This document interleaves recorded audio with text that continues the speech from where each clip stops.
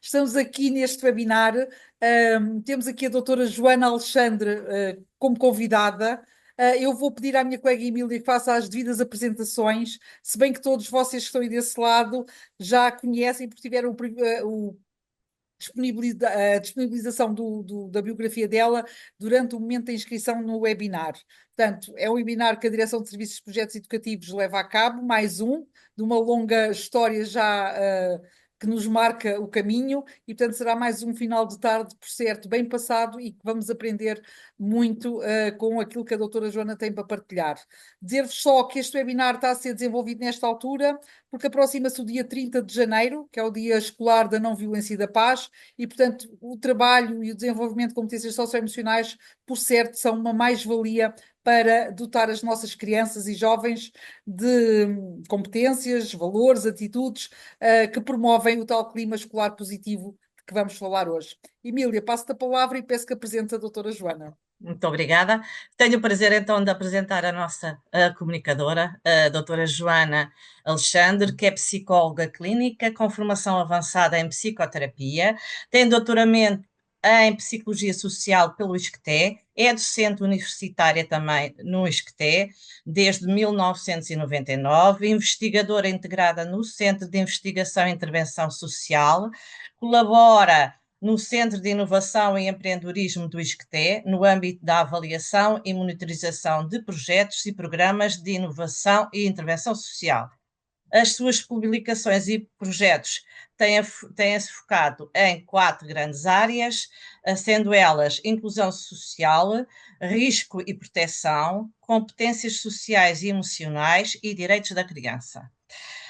Foi consultora técnica e científica do programa Academias Gulbenkian do Conhecimento e é atualmente a coordenadora da equipa de avaliação e monitorização do programa ADN Socioemocional, em Sintra. Colaborou em 2018 num projeto liderado pela OCDE sobre competências socioemocionais e faz parte, integra o grupo VITA, Grupo de Acompanhamento de Situações de Violência Sexual sobre Crianças e Adultos Vulneráveis no contexto da Igreja Católica em Portugal. O seu currículo é muito grande e eu espero não ter apontado só os pontos principais e vou dar a palavra à doutora Joana. Muito gosto por tê-la aqui. Até já. Então, muito boa tarde a todos e a todas que nos estão a ouvir. Queria agradecer à DGE o convite que me foi endereçado e também dar os parabéns por estas iniciativas, as iniciativas de desenvolver estes webinars que depois ficam de facto gravados e podem ser disponibilizados. Eu vou aqui partilhar a minha comunicação.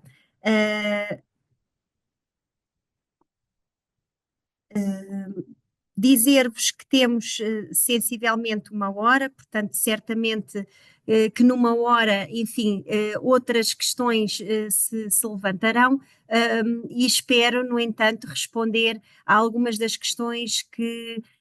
foram sendo enviadas, por assim dizer, à equipa da DGE, ou seja, espero ir ao encontro, mas também, de algum modo, inquietar-vos, não é, com outras questões e que vos faça também pesquisar aqui alguma informação que sugiro ao longo desta apresentação. Então, o tema é, como a doutora Emília já mencionou, o clima escolar positivo, as estratégias socioemocionais para a mudança, e pensei esta apresentação com a seguinte estrutura: falar do início, e já vão perceber o que é que eu quero dizer com o início, fazer um enquadramento que seja de algum modo aqui um racional que pode ancorar-nos ou que nos ajuda a ancorar-nos na lógica da intervenção com crianças. Depois, naturalmente, a escola como contexto privilegiado para as aprendizagens, e não é por acaso, como verão, que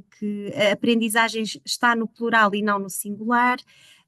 Depois a importância do clima escolar e de que é que no fundo estamos a falar quando estamos a falar de clima escolar e de que modo é que o clima se cruza, por assim dizer, com as competências socioemocionais. Alguns exemplos práticos daquilo que podemos fazer com os nossos alunos e um último ponto que me parece sempre importante e que já verão qual é, que é, enfim, no contexto da escola e como professores, o que é que não devem esquecer.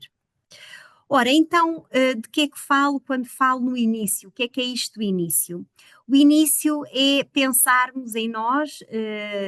como indivíduos e naturalmente nos nossos alunos, como bebés, como, enfim, crianças pequenas, e na importância que a vinculação tem para a exploração e para a aprendizagem. Há muito tempo atrás, Bowlby era psiquiatra, enfim, propôs que os laços emocionais formados com os cuidadores durante a infância desempenhavam aqui um papel crucial no desenvolvimento integral da criança, seja ao nível emocional, ao nível social e psicológico, e seriam, no fundo, estes laços emocionais que estavam na base, por assim dizer, daquilo que é a curiosidade da criança para explorar o mundo que a rodeia. E este é um aspecto que vos trago porque, no fundo, é como se quisesse destacar que a curiosidade dos nossos alunos já vem muito de trás, não é? Portanto, está lá e pode ser, de algum modo, explorada ou potenciada. Para além de Bowlby, uma outra autora, portanto, desenvolveu trabalho neste tópico da vinculação e pretendeu distinguir enfim, fê-lo com um conjunto de estudos em que precisamente conseguiu, por assim dizer, identificar 4 grandes tipos de vinculação. A vinculação insegura, ambivalente ou ansiosa, a vinculação insegura evitante, a desorganizada e a vinculação segura. Ora, numa vinculação insegura ou ambivalente ou ansiosa, os cuidadores têm um comportamento para com a criança mais imprevisível, alternando, por assim dizer, entre aquilo que é terem um comportamento que é de atenção para com a criança ou de negligência. E então a criança começa a desenvolver um sentimento de incerteza quanto à disponibilidade desses cuidadores, quanto à sua consistência em termos daquilo que é o comportamento, o que vai gerando aqui, de algum modo, ansiedade em termos daquilo que é a separação em relação a estes cuidadores, e são crianças que acabam por resistir mais à exploração do próprio ambiente que a rodeia. Depois temos a vinculação insegura ou evitante, que de algum modo identifica aqui cuidadores que são emocionalmente indisponíveis, o que gera aqui na criança uma atitude de autossuficiência e, no fundo, são crianças, como o nome indica, mais evitantes do ponto de vista emocional. Portanto, são crianças que de algum modo são, por assim dizer, mais frias emocionalmente, portanto não criam ali uma proximidade emocional.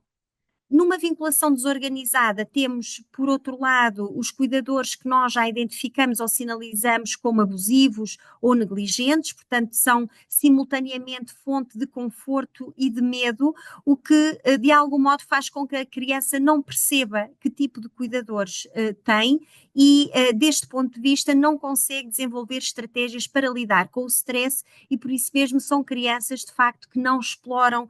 o contexto e o meio que as envolve. Pensando aqui, enfim, seguindo aqui para a vinculação que importa para este webinar, falamos então da vinculação segura. Ou seja, na vinculação segura, falamos de cuidadores que são consistentes, portanto, ao longo do tempo, são disponíveis, são responsivos às necessidades da criança. E são este tipo de cuidadores que fazem com que a criança se sinta confiante na presença, precisamente, do seu cuidador e, por isso mesmo, é uma criança que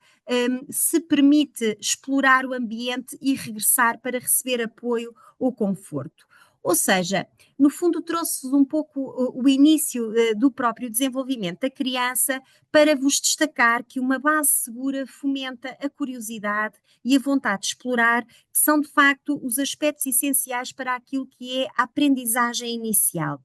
E uma relação afetiva positiva gera precisamente esta confiança necessária para explorar e aprender, porque existe, portanto, a criança sabe que tem aquele farol, por assim dizer, aquele ponto de apoio emocional. E é, no fundo, esta consciência sobre ter um ponto de apoio emocional que faz com que a criança se possa desenvolver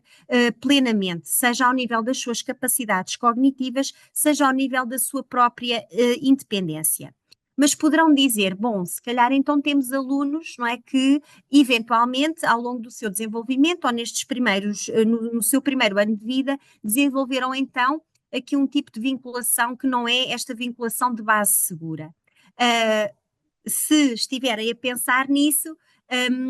temos que pensar precisamente neste último ponto que vos trago, que é, mesmo padrões de vinculação inseguros podem, contudo, ser alterados por experiências positivas. Ou seja, e aqui, no fundo, a escola, o papel dos professores, como aqueles que podem ser os adultos, que podem potenciar aqui um conjunto de experiências positivas que permitam, então, uma maior exploração e aprendizagem destas crianças que podem, então, apanhar nos vossos contextos de trabalho. Em síntese, é importante pensarmos que a aprendizagem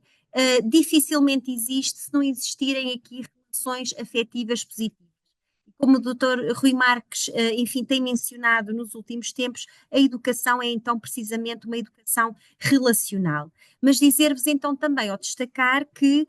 precisamente esta questão da vinculação não é irreversível e existe então a tal possibilidade da criança poder estabelecer conexões positivas em qualquer momento do seu desenvolvimento.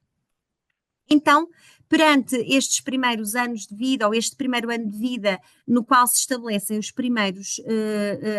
primeiras relações de vinculação, naturalmente que temos que enquadrar a criança de uma forma mais abrangente. E para isso trago-vos aqui um racional teórico, que é o modelo do Bronfenbrenner, que certamente muitos ou muitas de vocês já conhecerão, que nos diz que o desenvolvimento humano, ou quando queremos de algum modo compreender e analisar o desenvolvimento humano, não podemos centrar-nos unicamente nas características da pessoa, ou seja, nas características, por exemplo, dos nossos alunos, mas devemos olhar para os contextos, devemos olhar para os processos, ou seja, as interações que ocorrem nos diferentes contextos, e nesta interação da criança com os seus contextos, e também a variável tempo, que remete precisamente para as questões do desenvolvimento, e neste caso do desenvolvimento das nossas crianças e dos nossos jovens. E então Bronfenbrenner traz-nos um modelo em que de algum modo nos vem recordar a importância de olharmos então não só para aquilo que são as características, que eventualmente são as tais características mais hereditárias da criança, seja o seu temperamento, seja a sua inteligência, sejam alguns níveis, por exemplo, de resiliência, o ser-se menino ou menina, que também interfere aqui ao nível do desenvolvimento. Portanto, o que Bronfenbrenner nos diz é que não devemos olhar então unicamente para estas características, mas ter em conta aquilo que ele designa como os microsistemas da criança, seja a família, seja a escola, seja a comunidade ou a própria vizinhança envolvente, os amigos, as estruturas de saúde ou as estruturas sociais, e depois olhar também para aquilo que são as diferentes relações entre os microsistemas, portanto, onde a criança de algum modo se encontra e as relações que se vão estabelecendo. Uma delas, certamente, que é um dos melhores exemplos a dar, é de que modo são estabelecidas as interações entre, por exemplo, a escola e a família de uma criança. E depois também, naturalmente, ter em conta, segundo o autor, outro tipo de sistemas, nomeadamente o macrosistema, que naturalmente também influencia, por assim dizer, a compreensão sobre aquilo que é o desenvolvimento da criança, quando pensamos não só no contexto político, portanto, num dado país, ou na cultura de algumas crianças, nos valores de algumas famílias, portanto, estamos de facto a um nível macrosistémico, mas que naturalmente influencia todo o desenvolvimento da criança. Ora, então a escola, como microsistema, surge precisamente como um contexto privilegiado para as aprendizagens. E alguns autores têm referido que a escola deve ser vista como uma organização voltada para a aprendizagem. É uma abordagem que já existe desde o final do século passado, mas que também tem sido destacada pela OCDE e que, novamente, vem aqui remeter para as interações que, de algum modo, acontecem neste microsistema, quer seja entre os indivíduos, quer seja entre as equipas da escola, quer seja pensando nas práticas e como as práticas influenciam ou impactam as aprendizagens dos indivíduos e também a própria cultura que é vivida ao nível da escola. E então, esta visão da escola como uma organização voltada para a aprendizagem remete muito para uma orientação, portanto, para esta ideia de que são escolas com uma orientação para a ação, são escolas em constante momento de aprendizagem, neste sentido de transformarem-se e adaptarem-se, considerando os constantes desafios que podemos encontrar. O desafio, enfim, mais recente que tivemos, e julgo que não vamos esquecer tão brevemente, foi naturalmente os desafios que encontramos com a pandemia provocada pelo Covid-19, que de algum modo empurrou, por assim dizer, as escolas para esta sua necessidade de transformarem-se, de se transformarem e de se adaptarem, mas aqui surge precisamente não como um movimento que seja forçado, não é, perante determinados constrangimentos externos, mas como, de algum modo, uma forma de estar e de trabalhar e de ver a escola como voltada para os alunos e para as suas aprendizagens. Também estas escolas que se veem como organizações voltadas para a aprendizagem procuram chamar à escola as famílias para um envolvimento pleno. E o que é que eu quero dizer com isto? Que são escolas que não chamam, por assim dizer, as famílias apenas quando há problemas de comportamento, porque de facto é uma ideia que as famílias têm muito quando são chamadas à escola, serem chamadas precisamente porque há algo de errado, não é? O seu filho fez, portanto, raramente, pelo menos segundo alguns estudos que têm vindo a ser feitos, raramente as famílias consideram que são chamados para aspectos positivos. E então, aqui as famílias são chamadas para tentar encontrar, na maior parte das vezes, soluções para as necessidades em concreto. Uma necessidade muito, enfim, presente nas escolas e considerando escolas de áreas metropolitanas em Portugal, é a necessidade aqui de inclusão de crianças migrantes, tendo em conta os diferentes fluxos migratórios. Muitas das nossas escolas atualmente têm muitas nacionalidades, portanto, não querendo inventar o número, por assim dizer, de nacionalidades que já ouvi que algumas escolas têm, mas na verdade as escolas devem ser de algum modo aqui motores para envolver precisamente estas famílias e para poder encontrar aqui soluções que visem precisamente encontrar estratégias que se adaptem a crianças, por exemplo, como é o caso das crianças migrantes, que se encontrem aqui estratégias para uma plena aprendizagem. Portanto, a escola acaba por ser aqui um espaço, ou deve ser um espaço de exploração, voltando a fazer a ponte com as questões da vinculação e voltando a destacar que a criança tem em si a curiosidade e a curiosidade de aprender, então a escola deve ser esse contexto privilegiado de exploração e, nesse sentido, deve, obviamente, iniciativas que visem precisamente essa exploração, mas não falamos apenas da exploração, não é? Falamos também de outro tipo de variáveis, seja a tal pertença, a inclusão, seja a questão da comunicação, que é fundamental para que tudo isto aconteça, e seja as questões tão prementes hoje em dia como as questões do bem-estar. Portanto, falamos de algum modo de todos estes pontos para um desenvolvimento integral das nossas crianças. Ora, quando falamos em exploração, falamos necessariamente na importância de desenvolver então as tais estratégias que promovam essa exploração. E uma das estratégias, enfim, que vos trago aqui, portanto será um exemplo de vários, remete para aquilo que é a mentalidade de crescimento. Coloquei ali uma breve nota a dizer que esta figura, e peço-vos desculpa porque não encontrei em português europeu, encontrei em português do Brasil, portanto para não considerarem que enfim, tenho aqui frases que não estão em português europeu, mas esta mentalidade de crescimento é, por assim dizer, uma estratégia que visa de algum modo trabalhar com as nossas crianças aquilo que é a importância do erro, aquilo que é a importância de ouvirmos os outros e de nos inspirarmos nos outros, a importância do esforço e de outras variáveis que já vou salientar mais à frente, por oposição a um outro estilo, a uma outra mentalidade que é designada mentalidade fixa, em que muitas vezes ouvimos as nossas crianças dizer: se não sei fazer, não quero nem tentar, eu não sou bom, se é difícil eu desisto, eu gosto se eu sei que consigo fazer, enfim, muitas vezes ouvimos certamente estas afirmações. Portanto, do lado oposto destas afirmações, temos então esta mentalidade de crescimento trazida por uma autora que é Carol Dweck, que tem de facto evidenciado a relevância desta mentalidade.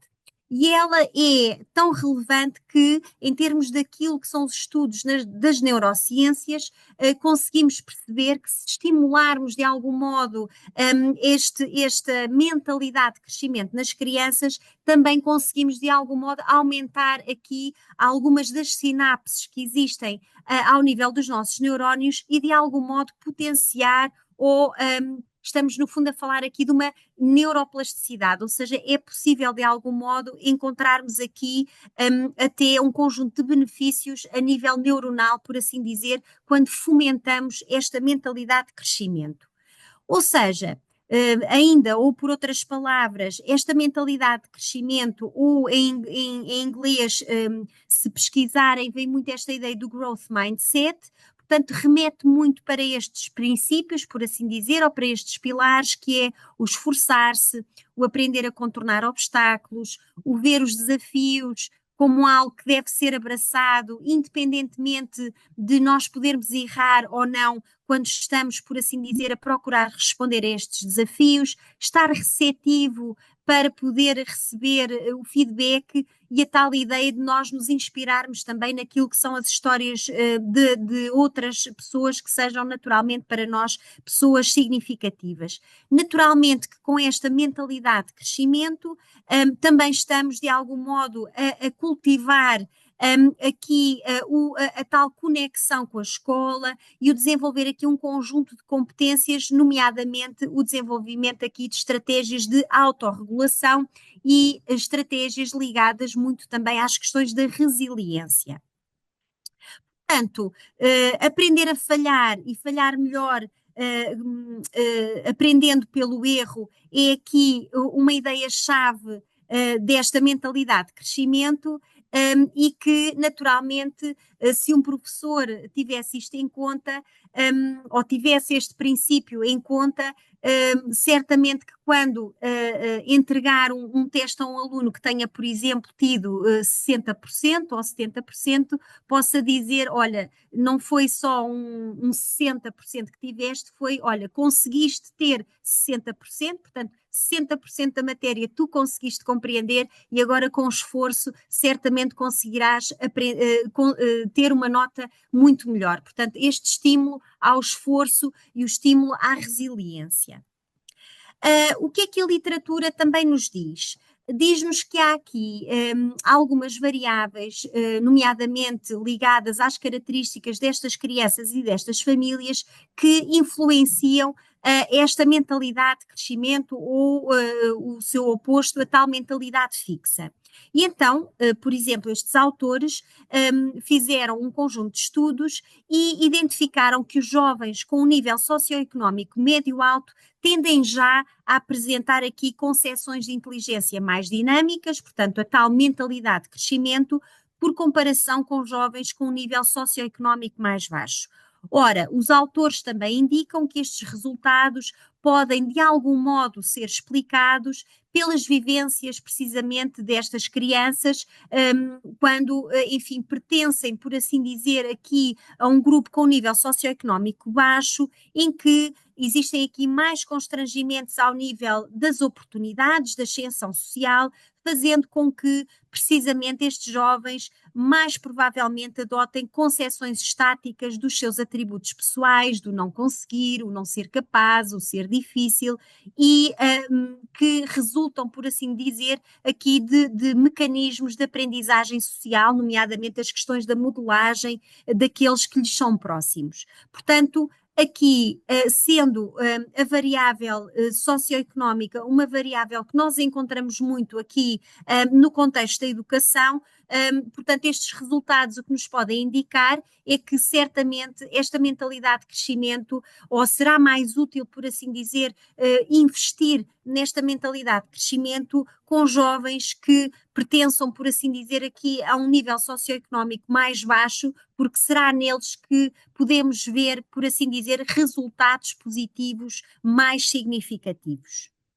Ora, também há um ponto que os autores referem e que é muito importante no âmbito desta mentalidade de crescimento, que é, enfim, nós podemos muito ter aqui um conjunto de estratégias que visem a promoção desta mentalidade de crescimento com os nossos alunos, mas na verdade, segundo os autores, só há mudanças se os próprios professores, por assim dizer, também tiverem eles próprios uma concepção dinâmica da inteligência. Se eles próprios, por outras palavras, também de algum modo acreditarem nesta mentalidade de crescimento, porque se tal não acontecer, portanto, naturalmente será mais difícil podermos ver esses resultados ou esses benefícios. Porquê? Porque uma concepção mais estática, a tal mentalidade fixa, amplifica, por assim dizer, alguns dos estereótipos que muitas vezes nós podemos trazer, enfim, ter em relação a alguns dos nossos alunos e permitam-me fazer este parênteses, portanto, é inevitável nós termos um conjunto de estereótipos, termos um conjunto de ideias pré-concebidas. Porquê? Porque os estereótipos e estas ideias pré-concebidas são, de algum modo, muito automáticas, portanto, raramente temos consciência delas, e é precisamente em muitos workshops, em muitas ações de formação, que nós tomamos verdadeiramente consciência desses estereótipos e é quando tomamos consciência que naturalmente podemos de algum modo tentar encontrar aqui também estratégias para mitigar esses mesmos estereótipos. Mas voltando aqui à literatura sobre esta concepção dinâmica ou estática de inteligência, na verdade também sabemos que existe aqui esta ligação ou esta relação entre os estereótipos e uma concepção estática de inteligência. Então, é como se também estivéssemos a dizer que antes de algum modo dos professores poderem encontrar aqui um conjunto de estratégias para trabalhar esta concepção dinâmica com os seus alunos, devem eles próprios também ter aqui um conjunto de estratégias que seja também para eles próprios, de algum modo, potenciarem esta concepção dinâmica de inteligência. Ora, referi-vos que, de algum modo, podemos encontrar aqui um conjunto de estratégias para os professores poderem, de algum modo, trabalhar esta mentalidade de crescimento, e trago-vos aqui um exemplo de um projeto no qual estive envolvida.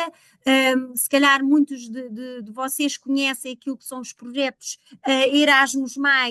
e que envolvem, por assim dizer, normalmente 5 países europeus, ou pelo menos aqui um conjunto de países europeus, não envolvem necessariamente universidades, mas foi precisamente o caso de nós estarmos a trabalhar aqui com um conjunto de entidades diversas, em França, na Bélgica, na Polónia, e que nos permitiu desenvolver este site e, de algum modo, desenvolver durante sensivelmente 3 anos um conjunto de materiais que vêm aqui referidos como um kit de atividades que pensámos precisamente e que podem ajudar os professores a desenvolver esta mentalidade de crescimento.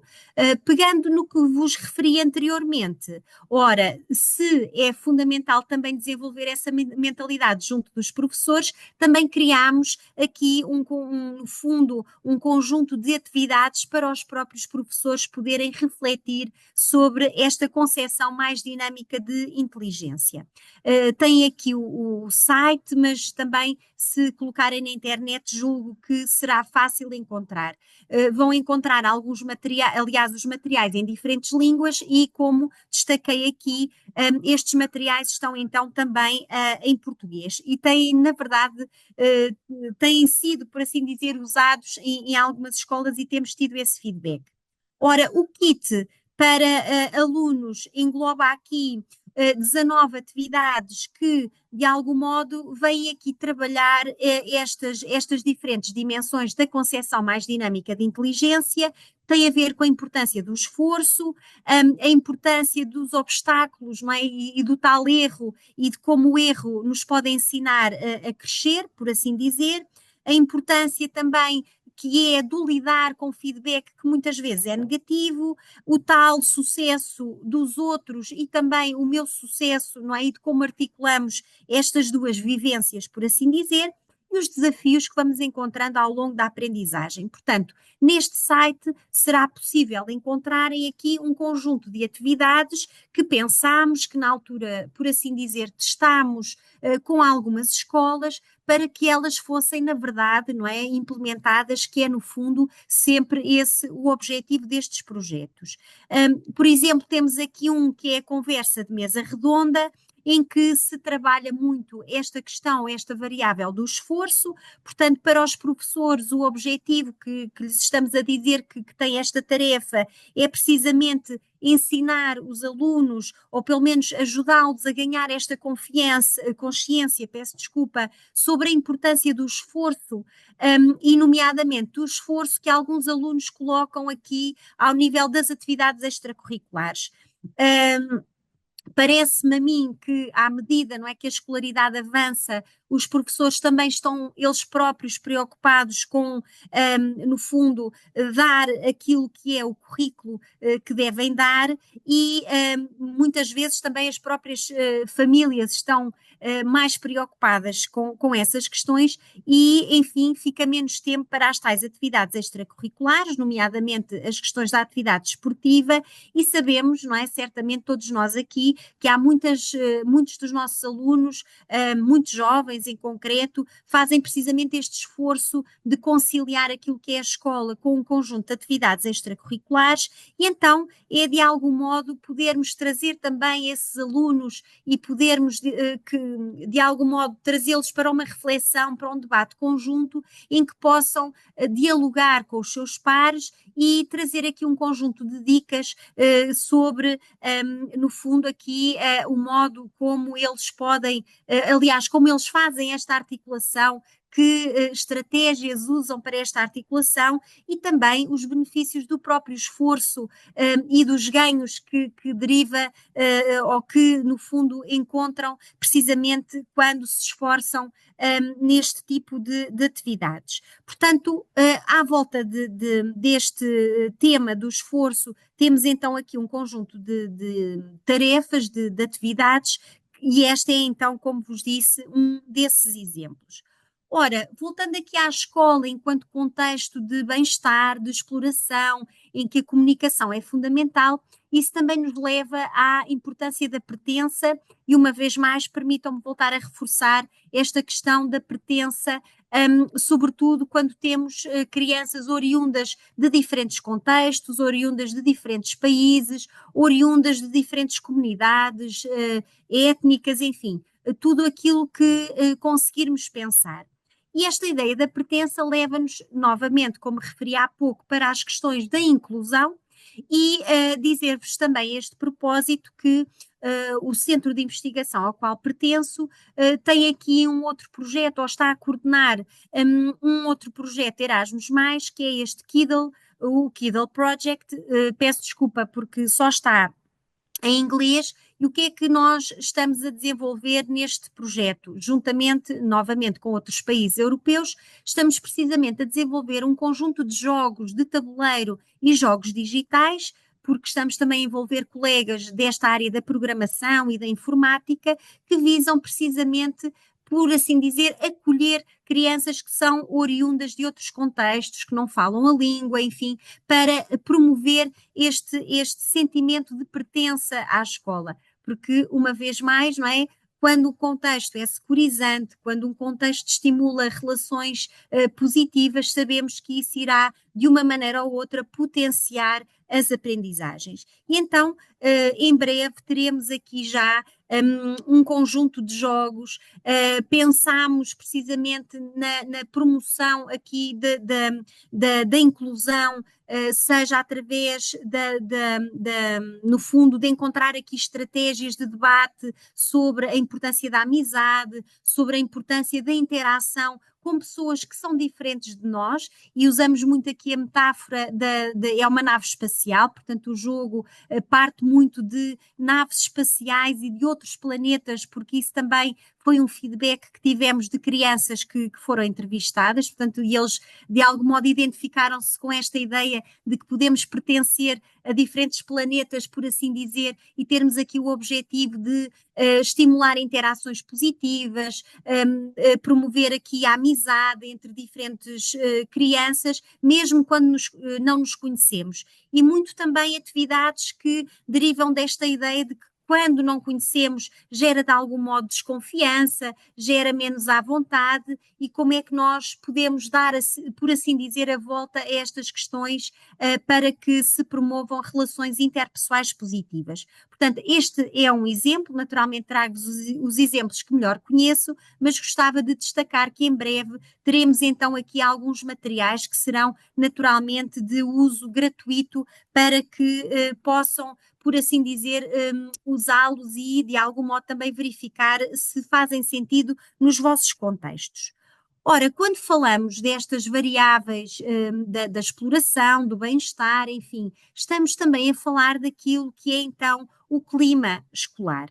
E sobre o clima existe imensa literatura, há muitas décadas atrás, portanto é uma variável muito estudada, sobre a qual existe muita revisão sistemática, por assim dizer, que tenta de algum modo sintetizar aquilo que são, no fundo, as dimensões que estão englobadas naquilo que é o clima escolar. E, precisamente, o clima de escola é então um construto multidimensional que está naturalmente relacionado quer com a qualidade e a consistência das relações interpessoais e sociais, e aqui naturalmente estamos a falar de diferentes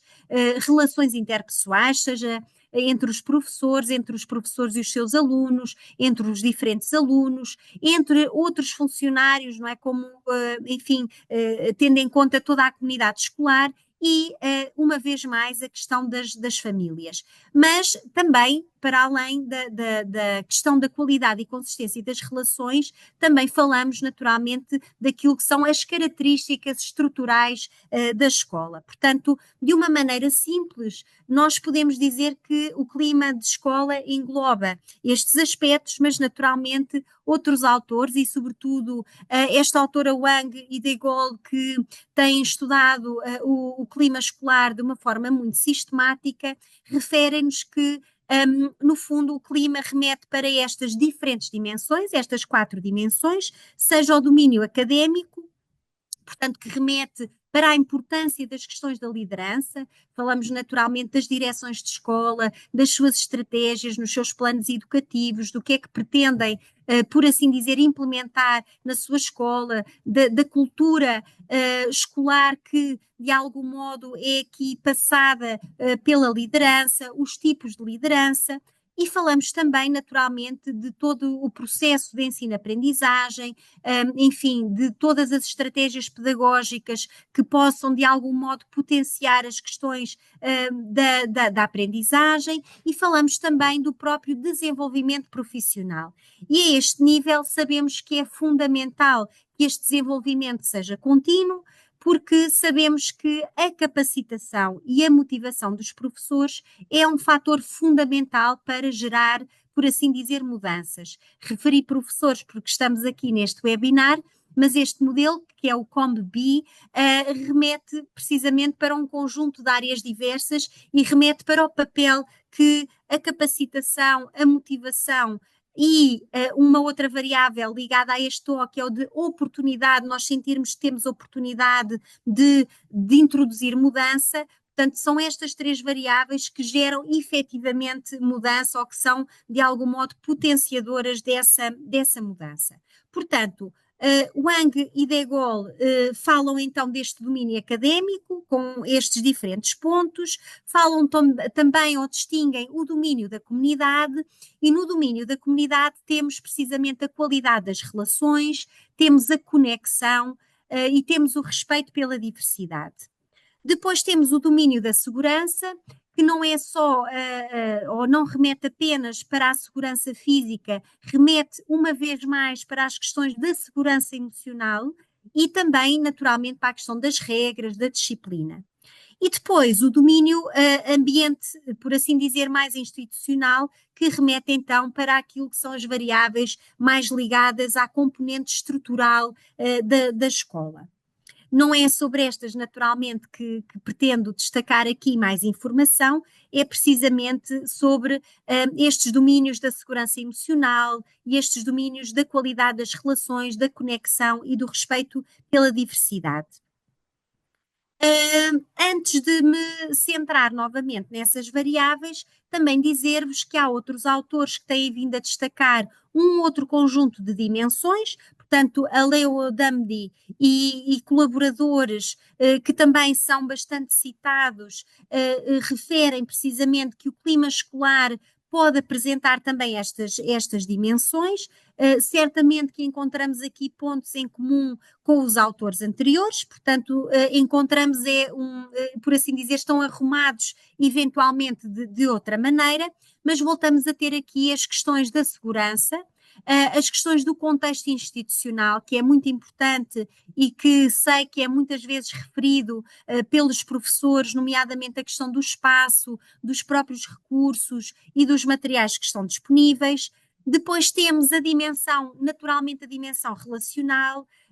e a dimensão do ensino-aprendizagem, que de uma forma muito interessante estes autores destacam não só a aprendizagem mais tradicional, portanto, estamos a pensar naquilo que é a aprendizagem da matemática, do português, das línguas, enfim, de todas as disciplinas que fazem parte do plano curricular da escola, mas também estamos a falar de uma componente cívica e socioemocional. E é precisamente aqui que podemos encontrar este cruzamento entre aquilo que é o clima escolar e, por assim dizer, a importância que esta componente socioemocional começa a ganhar e a ter aqui também, juntamente com o clima escolar. Ora, então, isso faz com que agora fale um bocadinho mais sobre aquilo que são as competências socioemocionais. Ora, existe, na verdade, também muita literatura. Muitas vezes existe esta ideia de que agora é uma moda falar de competências socioemocionais. Tem tido diferentes definições, por assim dizer,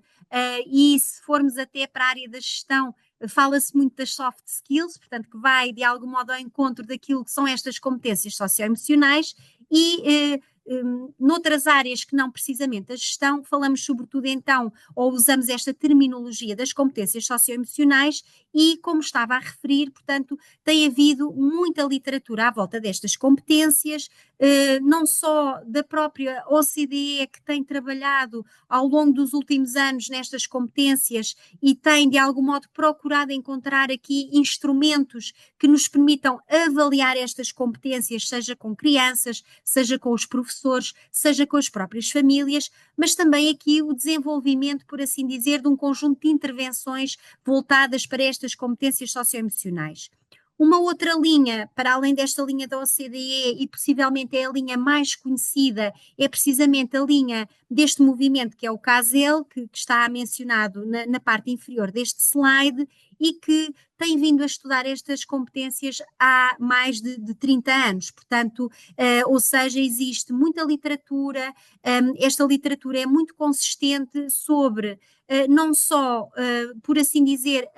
aquilo que são as competências socioemocionais-chave, mas também os benefícios destas competências socioemocionais. E toda a literatura, quer seja de CASEL, quer seja da própria OCDE, é muito unânime em mostrar empiricamente, ou seja, tem sido desenvolvido um conjunto de estudos ao longo do tempo, portanto, seja mais imediato, seja até em termos longitudinais, que nos mostram que existem um conjunto de benefícios muito alargados quando se promovem estas competências. E,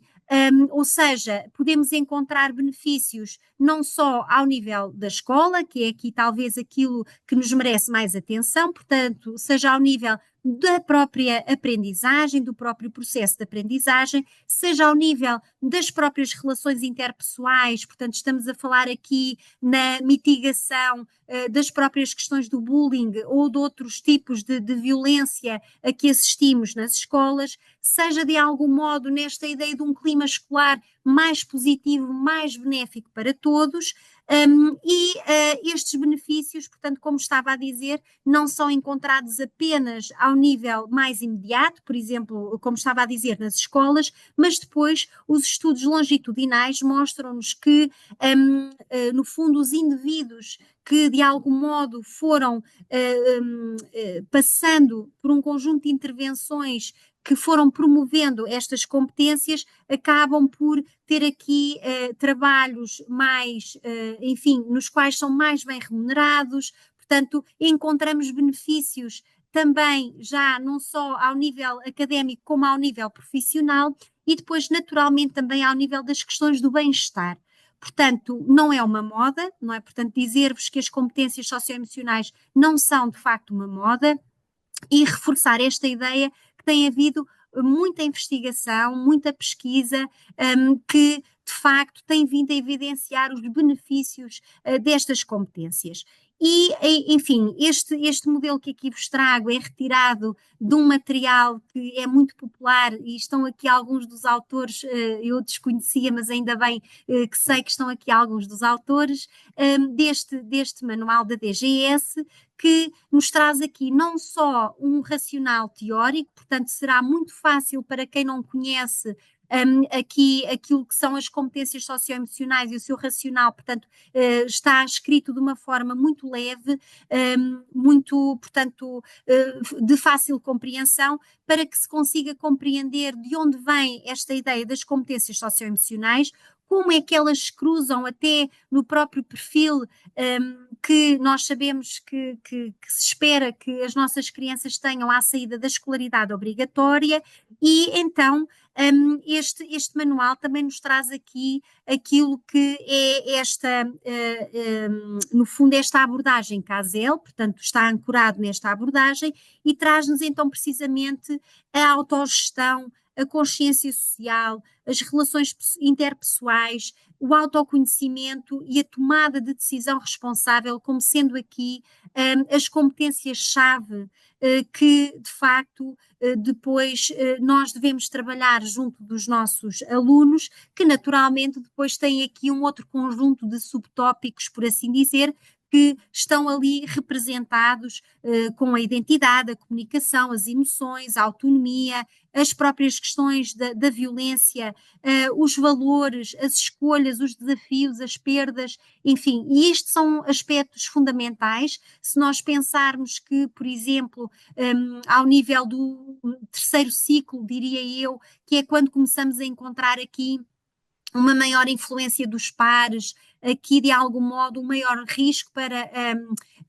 o surgimento de alguns comportamentos de risco nos nossos jovens e então ser aqui fundamental trabalharmos, por exemplo, na tomada de decisão responsável, porque está muito ligado a este processo de fazer escolhas informadas, dificilmente nós evitamos que os problemas aconteçam, que o risco, enfim, aconteça, mas podemos de algum modo ensinar e capacitar as nossas crianças crianças e jovens a fazer escolhas que são escolhas informadas. Como veem também ainda por este modelo, é um modelo que vai beber, por assim dizer, ao tal modelo ecológico que vos falava há pouco, portanto, fazer aqui a ponte com o enquadramento que dei anteriormente, porque temos aqui não só variáveis do microssistema, portanto, o envolvimento das famílias e dos parceiros da comunidade. Muitas vezes uma escola pode não ter os recursos, como falei há pouco, que é um ponto que é muitas vezes destacado pelos professores, mas pode convidar uma IPSS, uma associação, enfim, que trabalhe junto da escola e com a escola para que possa ser essa IPSS ou essa entidade a dinamizar um conjunto de atividades, portanto, muito esta ligação e esta interação entre os diferentes microsistemas, e depois temos também aqui variáveis, por assim dizer, um bocadinho mais macros, que remetem precisamente para as políticas da própria escola. Ora, para além das evidências que vocês podem encontrar aqui, coloquei a OCDE, se vocês forem ao site da OCDE ou se pesquisarem OCDE e competências socioemocionais, portanto, encontram certamente os vários relatórios que têm sido escritos sobre os diferentes estudos que a OCDE tem desenvolvido. Julgo eu que o mais recente continua a ser este de 2023, e também neste site encontrarão informação sobre um estudo que foi desenvolvido e no qual Portugal participou, nomeadamente a Câmara de Sintra, que se envolveu também neste projeto, e, enfim, tem informação disponível também para que possam conhecer. Depois coloco aqui uma referência, que é esta autora, a Wang, e os seus colaboradores, portanto, são referências em inglês, que de algum modo têm vindo a estudar esta relação, como se estava a dizer há pouco, sobre o clima e as competências socioemocionais, ou seja, existe uma relação aqui estatisticamente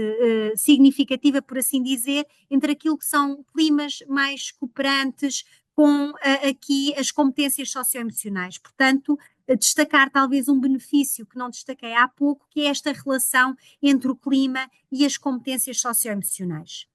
Ora, então, voltando aqui às tais competências-chave deste modelo CASEL, portanto, temos estes 5 domínios, por assim dizer, da aprendizagem socioemocional, e os diferentes subtemas que estavam então na figura anterior, e trago-vos só a título de exemplo, não é, para não estar a ler naturalmente toda a informação, mas aqui, nomeadamente a autogestão, que remete aqui para a capacidade de regular e expressar emoções, estar mais socialmente ajustável, a importância da consciência social, e chama a atenção para a importância desta competência, sobretudo quando estamos a pensar nas questões da violência, nas questões nomeadamente do bullying, que é esta importância de as nossas crianças aprenderem a assumir a perspectiva dos outros, portanto, a questão da empatia, de compreender as normas sociais, enfim,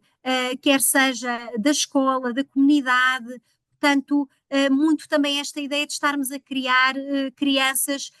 que venham a ser cidadãos plenos também de direitos, dos seus deveres e também dos seus direitos. Depois também a relação interpessoal, que remete muito para as questões do respeito, para as questões da comunicação, a importância da comunicação assertiva, a importância de ouvir ativamente os outros e de nós podermos emitir também a nossa própria opinião de uma forma assertiva, e as questões da tomada de decisão responsável, que já não me vou alongar, porque naturalmente já falei delas há pouco. Portanto, em termos daquilo que são as competências socioemocionais e a sua definição, estão precisamente aqui elencadas, e agora o desafio é precisamente como é que nós podemos articular não só estas competências, como no fundo nesta ideia de currículo e fazer uma articulação com aquilo que são alguns dos pontos-chave do próprio clima escolar. Portanto, há aqui um cruzamento de todas estas variáveis, e muitas vezes o que sentimos é que os professores se questionam sobre, ora, vou falar disto uma vez, vou fazer algo que implica aqui trabalhar ao longo de um período ou de um semestre, O que eu vos posso dizer é que falar disto uma vez, ou seja, abordarmos, seja que tema for, de uma forma muito pontual, não gera mudança. Portanto, o que nós podemos gerar, quanto muito, é uma maior consciência sobre o tópico que queremos trabalhar, mas não geramos efetivamente mudança, que eu acho que é aquilo que, enfim, nos move, por assim dizer, neste tema. Depois, outra questão naturalmente é a articulação com diferentes agentes educativos, seja, por exemplo, a equipa de psicólogos que existe na escola, as tais entidades parceiras que trabalham na comunidade, portanto, são muitas questões, não é, de como então levar a cabo isto. Ora, também vemos acontecer que muitas vezes as escolas, primeiro, dizem não ter recursos e ser difícil implementar o que quer que seja, mas depois também querem trabalhar todas estas competências. Nós também compreendemos que todas elas são muito importantes, mas,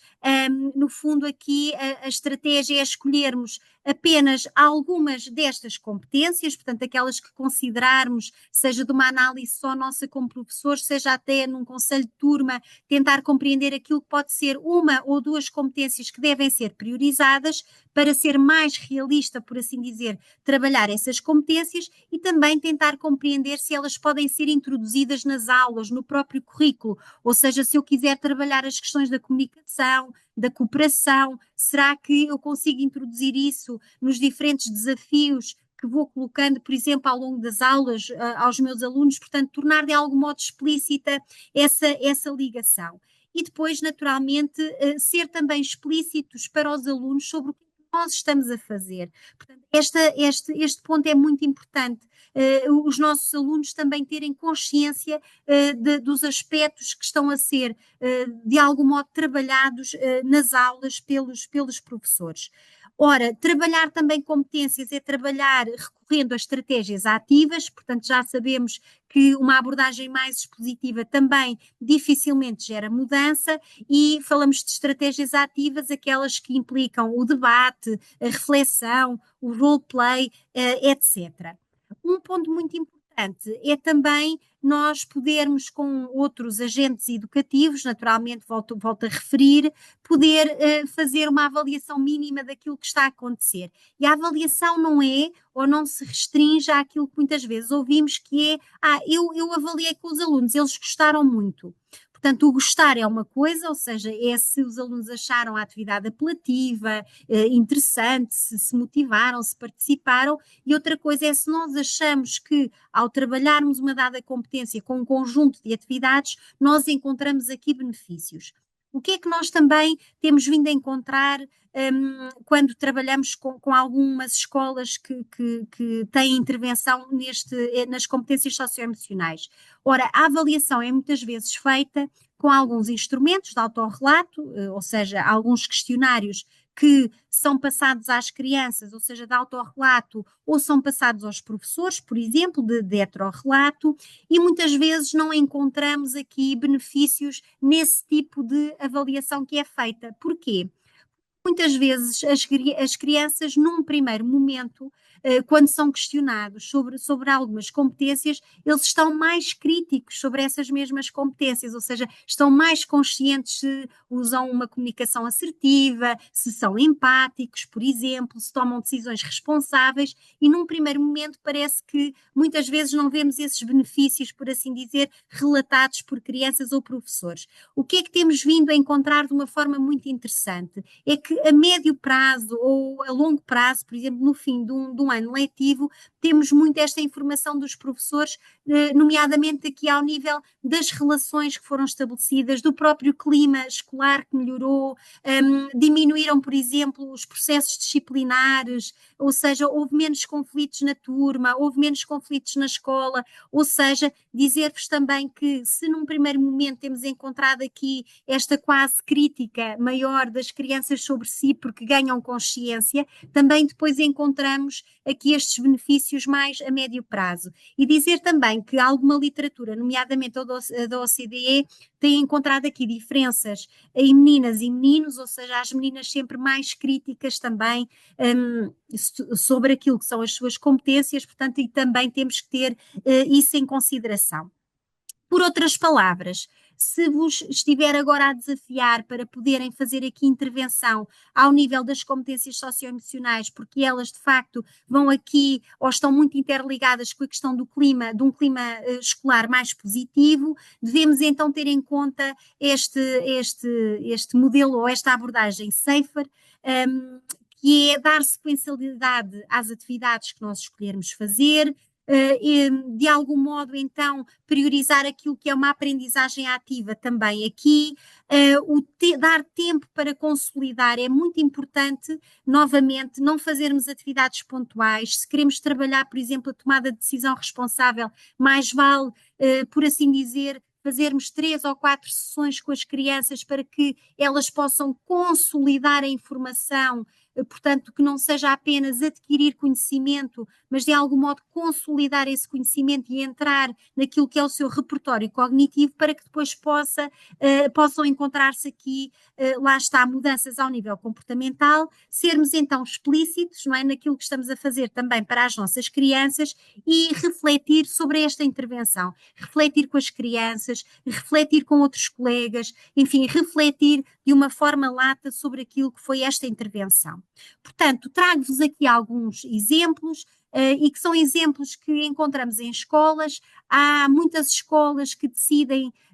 enfim, por exemplo, introduzir mindfulness ou relaxamento no início de uma aula, ou estratégias de foco, que é, os miúdos vêm muito agitados no intervalo, existem um conjunto de atividades, vou-vos dar o exemplo de uma atividade que vi numa escola, que é fazer um caracol, não é? Sem tirar o lápis do lugar, para que as crianças voltem à sala de aula, e são atividades que no fundo estamos a falar de atividades que demoram 5 minutos, para que depois todo o outro tempo, não é, em sala de aula, portanto nós tenhamos as crianças ali focadas naquilo que é o tempo de aula. Depois temos naturalmente um conjunto de programas, para além deste DGS que vos estava a falar, gratuito, naturalmente que podemos encontrar muitos programas que no fundo abarcam aqui um conjunto de sessões estruturadas e que foram estudados, portanto têm na base aqui um conjunto de estudos prévios que mostram precisamente os benefícios desse tipo de intervenção, ou seja, já são, quando falamos em programas, é de algum modo já a usar aqui, lá está, durante um período ou durante um semestre com os nossos alunos, e depois as atividades de envolvimento parental, que são sempre as mais desafiantes. Novamente, o que é que temos encontrado como boas práticas? Convidar os pais a vir à escola, não é? Em momentos, sabemos sempre que o desafio é qual é que é a melhor altura do dia para eles virem, mas convidá-los também a serem aqui dinamizadores de algumas destas atividades, ou seja, de algum modo valorizar o papel dos pais, envolvendo-os precisamente nestas atividades. Volto a dizer, portanto, temos muitas vezes, sobretudo aqui, o constrangimento do tempo, mas das experiências mais positivas que temos encontrado, existe sempre um lanchinho, não é? No fim destas atividades, um momento de convívio que parece que, de algum modo, atrai mais aqui também os pais para este envolvimento. Ora, alguns exemplos de alguns materiais. O início de tudo isto, quando nós estamos a intervir nas competências socioemocionais e temos aqui um conjunto de sessões delineadas, tem muito a ver com estabelecer regras e serem também os alunos envolvidos neste estabelecimento de regras, portanto, isto também espelha aqui um bocadinho o direito à participação das crianças, e sabemos que quando eles estão envolvidos, portanto, levam mais a sério aquilo que são as regras que são pensadas para aquele momento. Temos aqui algumas atividades, por exemplo, as conversas em círculo, numa turma, o encontrar aqui momentos em que deve elogiar-se alguém da turma ou pedir desculpa por algo que tenha acontecido, as questões do roleplay e novamente esta ligação ao feedback negativo que já aparecia lá atrás com a concepção dinâmica de inteligência. Existem muitos jogos de emoções, eu diria que encontramos muito mais para crianças de primeiro ciclo, mas existem algumas aqui para crianças de segundo e terceiro ciclo. As tais atividades colaborativas, seja através da brincadeira, onde se discutem regras para uma colaboração eficaz, e uma atividade muito interessante que também já vi, que é os professores permitirem que as crianças tenham tempo para estar na Lua, portanto, ter ali 5 minutos em que as crianças na sala de aula estão na Lua, como exercício de autoconhecimento, poderem partilhar um bocadinho sobre o que é que estavam a pensar, para que novamente consigamos trazer as crianças para o contexto de sala de aula. Ora, neste manual que vos estava a dizer, e não me vou alongar muito porque já estou a passar o tempo, temos aqui alguns exemplos daquilo que são algumas das atividades por subtemas, portanto, estão muito bem pensados, temos a descrição e os seus objetivos, e temos aqui uma série de atividades dentro de cada um destes subtemas, temos também as propostas para as crianças entre as sessões, o que necessariamente nos remete precisamente para a questão de envolvermos, às vezes indiretamente, os pais. Temos aqui as questões da consciência social, como vos disse, muito ligada às questões da violência, trazer-vos também aquilo que a doutora Emília mencionou há pouco, que eu estava ligada, o projeto ADN socioemocional, que decorreu muito no fundo, desta experiência que Sintra teve com o projeto da OCDE, que envolveu 11 cidades de diferentes mundo, e aprendeu com estes dados. Portanto, o que Sintra fez foi ir buscar a informação que tinha de algum modo sido encontrada ao nível das competências socioemocionais nos diferentes agrupamentos, nos 20 agrupamentos, e depois o que estamos a fazer com as escolas é acompanhar aquilo que são os projetos de promoção de competências socioemocionais em cada uma das escolas. Tem aqui o site, porque vai sendo construído um portfólio destas atividades que vos podem também inspirar. Portanto, tem aqui alguns elementos. Também as academias Gulbenkian do conhecimento, que desenvolveram aqui 100 projetos, ou que apoiaram, aliás, 100 projetos, e vocês têm aqui no site um conjunto de vídeos ilustrativos que vos mostram precisamente o que é que foi a intervenção nestes projetos. Portanto, cada projeto tem o seu vídeo, e vocês podem ver projetos, seja com crianças do pré-escolar até crianças mais velhas e jovens adultos. Portanto, encontram aqui uma panóplia muito diferente que vos pode inspirar. E, enfim, sobre as competências socioemocionais, deixar-vos esta informação, não só a definição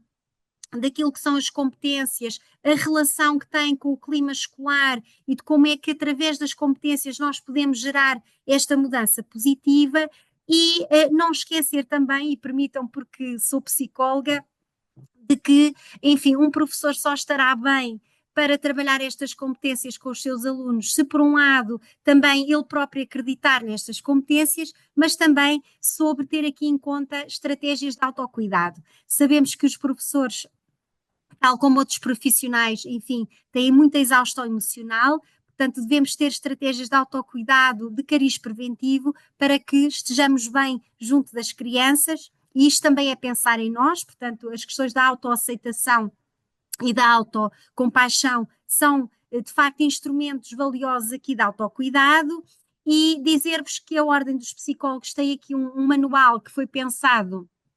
para os psicólogos, mas que encontram, se colocarem também na internet, encontram informação que será necessariamente transversal.